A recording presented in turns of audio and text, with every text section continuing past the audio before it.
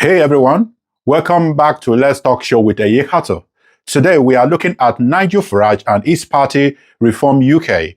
If you have been on TikTok or social media lately, you have probably seen his name trending again. This episode isn't about opinions or insults. Everything you are about to hear comes from established reporting by organizations like the BBC, the Channel 4 News, the Guardians, the Institute of Fiscal Studies, the Economists, and the New York Times. So what I'm saying is, this is no commentary, it's just verifiable facts. So we are going to start with Nigel Farage political background. Not in detail. Nigel Farage has been a central figure in British politics for over 2 decades. He led the UK Independence Party, played a major role in Brexit campaign, and now leads Reformed UK. His political brand has consistently focused on opposition to the European Union, immigration reduction, and what he describes as restoring national sovereignty. While he remains popular with a segment of voters, his approach has also attracted sustained criticism across the political spectrum. One of the most documented moments in Nigel Farage's career came during the 2016 Brexit referendum. UKIP released a poster titled Breaking Point, showing a long line of migrants, mostly non-whites, at the Croatian-Slovenia border. The poster claimed the EU had failed all of us and urged voters to take back control of our borders. According to BBC and Guardian reporting at the time, trade unions and campaigners reported the poster to police, arguing it risks inciting racial hatred and misleading linked refugees to security threats. Even senior Leave campaigner figures, including Boris Johnson, publicly distanced themselves from it. But Nigel Farage defended a poster, stating it used a real photograph and highlighted what he described as genuine border security concerns. I'm joined now by Nigel Farage, the UKIP leader, from his final rally of the campaign at Gateshead. Nigel Farage, your poster has been taken by many people as deeply offensive, upsetting, racist, anti-Muslim. Would you like to apologise to them tonight?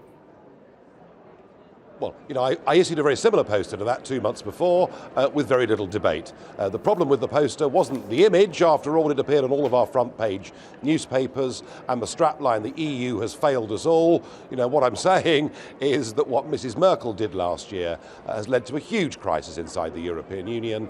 Add that to the euro crisis, and what on earth are we doing there as members of this failing union? Okay, so no apology. Was, of course. Do you see... Well, hang on. Hang on. No, let me finish the point. Do you see that why people would regard this as xenophobic and racist? I mean, there you are in front of a poster full of brown faces on the move, coming into Europe with a big banner headline saying breaking point. The only white face has been obscured by text. Many people took that as deeply offensive. And I ask you again, do you want to take this opportunity to say sorry? Well, the Schengen zone is at breaking point, that's undeniable. The picture was true, it wasn't doctored, but what I apologise for is the timing. Some people have been given the impression that somehow we issued this poster after the appalling murder in the street that took place. We did not. Nobody said that, and I don't want to bring the Joe Cox killing into this. And that was really unfortunate, and after that, we withdrew it and we stopped campaigning. Now, we're issuing a whole series of posters. That was the first of 6. The second series were in the newspapers today. There'll be more tomorrow. The trouble is, Mr. Farage, that, let's keep the whole question of Joe Cox out of this particular discussion, because nobody I'm aware of has accused you of getting of releasing it after what happened. You have said a series of provocative things to do with foreigners. You've talked about, you accuse Peter Mandelson of rubbing our noses in diversity. You've accused Baroness Varsi effectively of lying today, and it comes on the back of this poster that, again, I say it doesn't have any white faces. It was about Syrian refugees. It had nothing to do with European migration. They weren't Polish or anything like that. Now, fast forward to today. Reform UK has proposed abolishing indefinite leave to remain, a legal status granted to migrants who have lived and worked in the UK lawfully for at least 5 years. Under the plan, people who already hold this status will be required to reapply under stricter rules. Experts and politicians have warned this could put tens of thousands of long-term residents at risk of removal despite having established lives, family and jobs in Britain. Prime Minister Keir Starmer has publicly described the proposal as racist and immoral, arguing it targets lawful residents rather than illegal migration and could fracture established communities. Reformed UK economic plans have also drawn scrutiny. The party has promised increased spending on areas such as NHS defense while simultaneously cutting taxes. The Institute for Fiscal Studies analyzed Reform's manifesto concluded that the figures did not add up, estimating a shortfall of tens of thousands of pounds per year. The IFS warned this could amount to significant fiscal recklessness.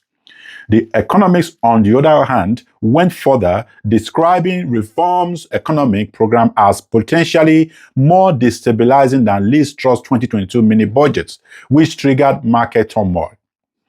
Critics, including economists quoted by The Guardian, argue that while Farage presents himself as a champion of working-class voters, many of the proposed tax policies would disproportionately benefit higher earners while risking higher costs elsewhere. Labour ministers have also warned that an aggressive anti-immigration stance could undermine trade relationships and create uncertainty for businesses. Several outlets have examined what a Farage-led government could mean socially. A New York Times analysis described Farage as someone who channels public anger over stagnant wages and post-Brexit immigration levels, often through implications rather than direct statements. The piece warns that this type of politics can heighten social tension and increase the risk of unrest. Polling data cited by the UK media shows immigration is not consistently the top concerns for voters, with issues like the NHS and cost of living often ranking higher. Critics argue that an overwhelming focus on immigration may distract from those structural challenges.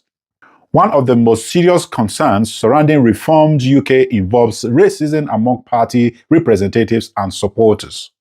In 2024, Channel 4 News released undercover footage of Reform campaigners in Clacton using racist slurs, making violent comments about migrants, expressing hostility towards Muslims, and using homophobic language. We've gone undercover inside Nigel Farage's Reform UK campaign in Clacton, and we recorded extremely offensive language, including this canvasser saying people seeking asylum should be shot. Get the young recruits there, yeah, with guns on the beach, target practice, to shoot them. Farage described the remarks as offensive and said action would be taken. FYI, no action was ever taken. However, Keir Starmer called it a leadership issue, questioning why similar incidents repeatedly emerge within the party. Knowing Reform UK, you know they are always entangled in this type of racial battle. Following related controversies, at least one Reform candidate defected to the Conservative Party, citing concerns over racism. Opinion pieces and letter published in The Guardian have warned that Reform rhetoric risks normalizing language not widely heard in mainstream politics since the 1970s, creating fear and alienation among minority communities. There have also been long-standing allegations about Farage's behavior in his youth. Former schoolmates have accused him of chanting far-right slogans, using racist and anti-Semitic language, and making offensive remarks. Farage has consistently denied these claims, calling them unfounded and politically motivated. This isn't about demonizing individuals or parties. It's about understanding what's been reported, investigated, and documented by reputable sources, also making sure you know who you are voting for. Nigel Farage remains one of the most influential and polarizing figures in modern British politics. Supporters see him as a disruptor. Critics warn his rise could deepen division and destabilize both the economy and social cohesion. So just keep factual and remain blessed. Hope to see you again in the next episode.